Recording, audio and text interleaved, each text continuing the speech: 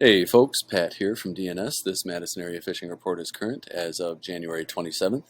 Before we get started here, just want to mention a couple of things. We had a bunch of folks in. I put this on social media last night, but had a bunch of folks in from the Yahara Fishing Club setting up rods last night for the Kids Fishing Day they're hosting down at this is their website here, hosting down at Brittingham Park tomorrow, 9 to noon. Great opportunity to get kids down there. You get a free rod with a nice little setup on it, all fully rigged, ready to go. They got bait, they got everything taken care of, lunch for the kids, hot dogs and sodas and marshmallows, and a bunch of experts on hand to help point kids in the right direction and help them show them how to catch fish through the ice. So if you got a young one that looking for something to do tomorrow, that's a really cool event, and want to thank the club for putting that on.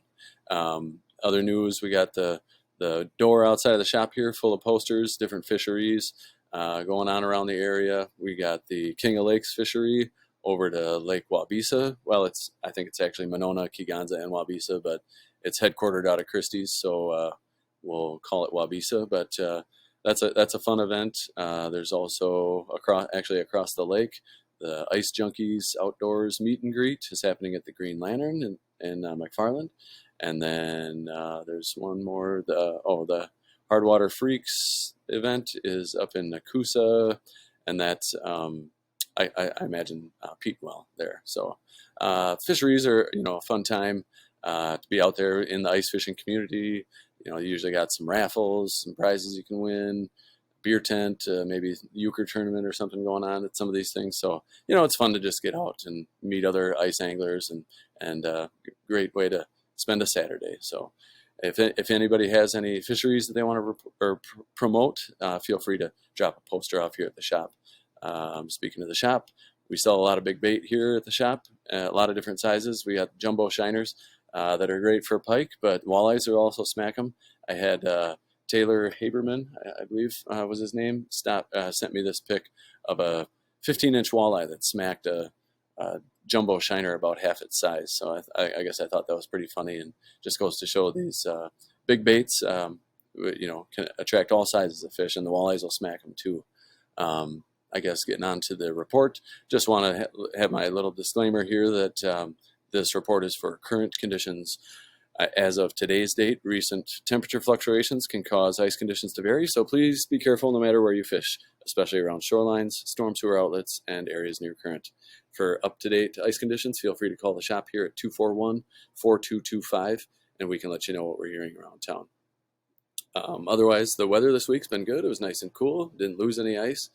Real comfortable fishing temperatures, actually. It looks like some real cold temperatures coming up this week, so we should have plenty of ice real soon. Generally, ice is in good shape all around the chain, with the ATVs running pretty much everywhere now. Mostly gills being caught in shallow water with a few crappies mixed in, and decent tip-up action for pike and largemouth in those areas as well. Many of these shallow areas are also producing good numbers of walleyes at dawn and dusk. Kegonsa and Wabisa. Perch action has been spotty. Deep water perch action on Mendota has been good, especially in the West Basin over here, and Monona perch, from what I hear, has been spotty, but we'll get into some more details there in a little bit. Up here on Cherokee, the action up there has been pretty spotty. Some decent gills and occasional crappie coming out of there, but this time of year, if you catch Cherokee on the right day, it can be really great. Otherwise, it can be really, really slow. But there is some good tip-up action to be had up there too, so it's at least worth a look. That's what I always tell people. 113 Bridge has got ice, so not much fishing happening there. The big news on Mendota is that the perch bite is on. A lot of folks, I'd say most folks that I talk to are launching out of Mendota County Park here, fishing the West Basin. Been hearing about fish in 60 to 65 feet of water, but I have heard about perch in some other areas, up on the north side here and down around Picnic Point. So there's perch all over the lake. Feel free to get out and poke around wherever. Like I said, ice is good. They're running ATVs all over the lake. I've heard anything from 6 to 8 inches of ice, so fine for foot travel. Otherwise, elsewhere on Mendota, I'm still hearing about great tip-up action for pike in shallow areas all along the lake. And walleye action in those areas too around dusk and dawn has been good. I did hear, I guess this was a little concerning at the Yahara fishing thing last night. about a woman went through over here at Spring Harbor. I'm not really sure about the details, but I guess it was right at the mouth.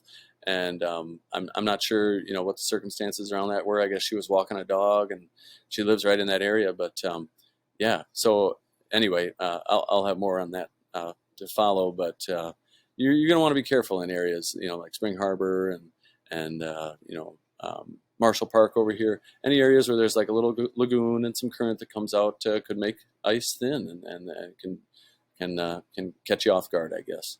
On Monona, I mentioned the perch action around the lake has been spotty, but they are accessing most of the lake with ATVs. I would still steer clear of the rock pile area and Tony Watha over here. There was some open water there, and of course that shack went through a little over a week ago now. So it's maybe wise to stay out of that area. Also, some open water down here where the current gets strong, where it exits the lake. Real good bluegill action still in Monona Bay and the Triangles. I have been hearing about some crappies showing up there, and this is, of course, Saturday where the kids' event is going to be. So whether you want to go to that, that's where it is, or you want to avoid it, that's where it is. Over on Lake Wingra, have been hearing about a lot of small bluegills and some small perch out beyond the weed line. And tip-up action sounds like it's improving over there with lots of pike being caught, but mostly on the smaller side of things. Walleye bite remains good in a lot of shallow areas around Lake Monona, over in Squaw Bay, City Shoreline, Old Brick. I'm still hearing about some walleyes coming out of those areas, but that bite seems like it's slowed down maybe a little bit. Mud Lake access over here was pretty sloppy last week, but that's firmed up now with these cooler temps and should be really good to go after we get this cold spell. But they're getting fish out here in the dredge hole still. I've been hearing about good bluegills in the weeds, crappies suspended over the deeper water, and the occasional walleye and some good pike out there. So nice mixed bag opportunity for folks. Haven't heard a lot out of Lake Farm up here. A few pike here and there, but otherwise, it sounds like there's not a lot of weeds around and not a lot of panfish right now anyway. Sometimes that's a good late ice spot, so stay tuned there, I guess. Hog Island and Babcock areas, also Bible Camp down here have been producing some good walleyes. The bluegill bite down here in the South Bay, I haven't heard much out of there in quite a while, but also some decent perch action off Bible Camp. Out in the main basin, though, from what I hear, a lot of perch around getting marked, but getting tough to get them to bite. So a lot of lookers and very few takers. Kind of the same deal down on Keeganza. Plenty of ice down here, 8 inches or so at least, and they've been running around on ATVs, but the perch bite down there has been tough. A lot of lookers, very few takers. I think I might have mentioned last week, but I feel like redworms are to blame. I've been hearing the few fish that have been getting caught have been barfing up redworms out on the ice or when they get home in the sink. So, yeah, something to consider, I guess. Lake Koshkonong's been producing some walleyes, although a lot of the fish I'm hearing about are still pretty short. And of course, use caution up here near Black Hawk Island and where the Rock River comes in. Otherwise, haven't heard a lot out of the river itself, even though had some warmer temps last week. Beaver Dam Lake, still hearing about really good walleye action up there, but a lot of shorter fish nowadays. But still some good flags being chased after up there. Over to the Wisconsin River, haven't heard anything out of like Prairie du Sac area, but at the dam. But Lake Wisconsin is usually been a pretty productive walleye spot. I haven't heard much in the way of walleyes recently, and I heard that Wayland's great, and the fingers were pretty slow this week. The crappie bite up there that I was hearing about has also kind of slowed. So I guess I just haven't heard much out of Lake Wisconsin, but that doesn't mean it's not worth a look because it's a lot of good fishing to be had up there. Castle Rock Lake has also been slow from what I've heard. But Petenwell's been real good. Been getting some good walleye numbers up there, mostly on the breaks near the channel that kind of weaves through the lake there. And yeah, it's definitely worth a look. Or if you're looking to take a trip and get out of town, they've been having some good action up there. And over to the Mississippi, I guess I haven't heard much just this last week, but I know the action in DeSoto and Stoddard and that has been picking up for perch, but some of that ice can be sketchy. So use caution out there, and go where you see other folks, and just watch where you're headed. Um, let's see, over to Milwaukee. I I know that they were getting some good fish in the river, some good browns and steelhead coming out of Milwaukee and even up to Port, down to Racine. Some good steelhead and some good brown action out there. The harbors over there were not safe last week, but I bet after this cold, that should lock some of that back up. So that action can be pretty good. Otherwise, I haven't heard a lot out of the East Coast, but some good walleye action up here in the Green Bay area and Sturgeon Bay. Sounds like the Yahar Fishing Club is headed up there here early February for a whitefish trip, and that's always a you know destination for a lot of folks to get after those fish. I haven't heard about the ice. I did see some footage of some shacks going through last week, which is not great, but that ice is subject to change, just like all ice. But up there they got wind and stuff that they're dealing with too, so it can get pretty gnarly sometimes.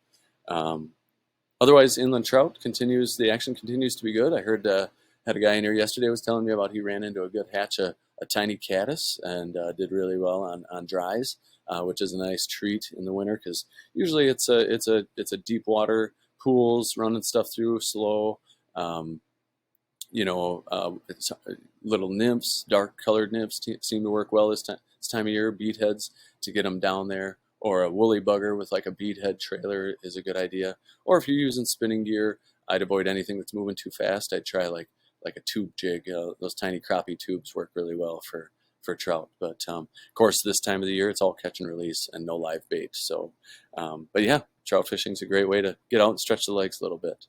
But I guess that's it for the report here. Feel free to call the shop if you want any details on anything we've talked about. Oh, and I was going to mention too, if anybody has any updates on heaves around the lakes, I know there is a heave going from Maple Bluff over to Governor's Island. There's usually one that comes off the other side of Govs and heads, west. So if anybody hears about any heaves on Mendota or Monona or anywhere really, if they could let me know, that'd be great because I'd like to keep people updated on that. But also, feel free to post your catches and photos below, and yeah, let us know how you're doing. Thanks for tuning in, and we will talk to you next week. Good luck out there.